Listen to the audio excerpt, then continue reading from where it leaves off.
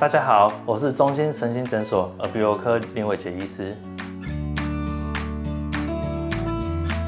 其实很多人都不知道自己有睡眠呼吸中止症的情形。根据卫福部的统计，在一般成人话呢，其实有15% 的人是有睡眠呼吸中止症，而超过60岁的话，男生呢占了70%，女生呢则是56% 有睡眠呼吸中止症的情形哦。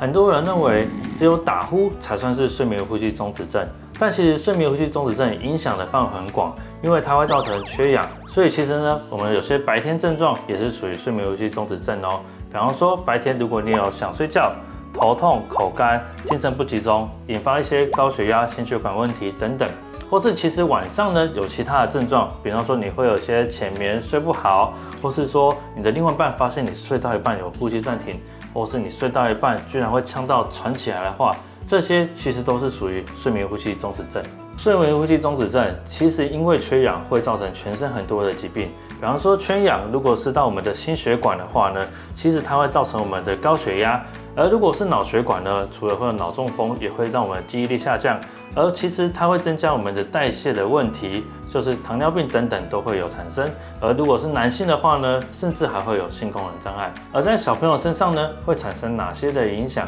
因为长期呢呼吸道阻塞，变得必须张口呼吸，因此呢它的外观会改变，变成会有龅牙的情形。而且呢小朋友呢因为长期缺氧，所以呢白天上课的不集中，以及会影响课业的表现。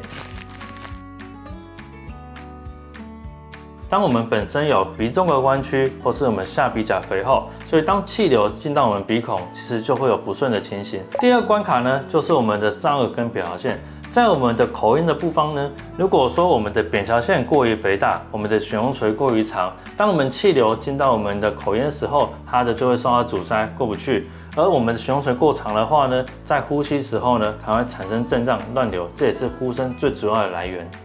第三个关卡，如果说我们的舌头比较肥厚，在我们睡觉的时候呢，舌头其实会向后倒，会压迫到我们呼吸道，就会造成阻塞。如果说我们其实是有颈部肥胖的情形，当我们睡觉的时候，我们颈部的组织会向后压迫呼吸道。另外一种情形呢比较特别，但是也常发生在东方人身上。如果说我们下巴比较小，甚至有下巴后缩的话呢，其实我们的呼吸道也是会向后压迫，这样呢，同时也会造成睡眠呼吸中止。我们可以从微创的手术，比方说你症状不严重，那我们可以做一下无线电波下鼻甲手术，甚至说你真的严重程度比较重，需要做一个比较大一点手术的话呢，那我们可以做传统的鼻中隔、鼻道成型术，甚至有些人他其实有外观的变化，他会合并功能性的鼻整形。第一个的话呢，如果你的症状不严重，我们可以选择止鼾雷射，甚至或是一些止鼾的无线电波手术。但真的扁桃腺比较大颗或悬雍垂组织比较多的话，那我们可以做传统的二悬雍垂成型术。那现在也有新的一些科技，我们也可以做达文西的手术来做到我们的二悬雍垂的组织拿除。传统的方式的话呢，可以做我们的舌根部分剪肌手术。而如果说其实没有到那么严重，但又需要处理的话呢，我们也可以考虑用舌根电烧或是舌根的射频手术，这些都可以做到改善。针对因为颈部组织肥厚造成睡觉时呼吸道压迫的情形的话呢，这种呢我们可以考虑做天二颈手术。我们是用手术方式呢，把颈部的脂肪跟深层的脂肪垫来做移除，这样子当我们睡觉的时候，向后压的压力就会得到改善。根据以上这些问题，那我们该如何检查呢？其实我们有个比较厉害的工具，叫做 AI 上呼吸道窄缩分析。这个工具是什么呢？它其实就是在你睡觉的时候，传统需要做一个睡眠检测，但我们这个不需要，我们只需要做一个模拟，它就模拟你睡觉时候的呼吸压力跟呼吸流度。这个检查除了帮助我们发现问题，也可以当做我们治疗前后的评估。像这位患者，他治疗前呢其实是重度的睡眠呼吸中止，我们帮他做了微创手术之后呢，他的上呼吸道的体积扩大了40%，而最小截面积扩大了快3倍，它的压力呢减少了快90%，而它的最小流速呢也降低了快90%，所以它是治疗成效得到非常的好。